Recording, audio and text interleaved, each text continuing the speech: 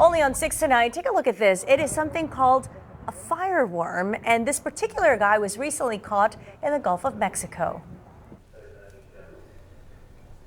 Now, our Seth Kovar found out what it is and what kind of danger it could pose for swimmers or fishermen as spring break is approaching. Seth. Yeah, we're just a couple of weeks away from that busy time of year, and this guy might not be alone in the water off our coast.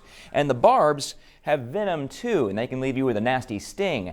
But a local expert I spoke to is looking at this with fascination and certainly not fear. Oh my God.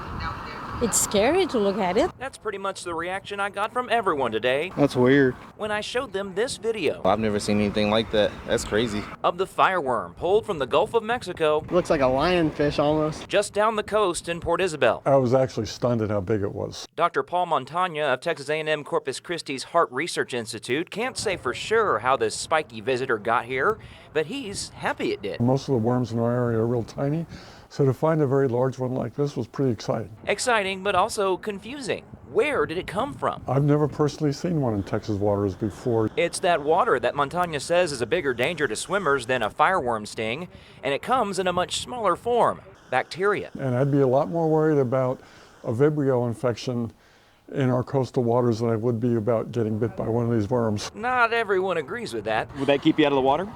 Oh yes, it will. What would you do if you encountered that in the water?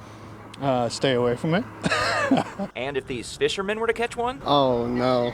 I'd cut the line. I'd send that thing right back in there. It can keep the hook. Oh yeah, definitely cut that off.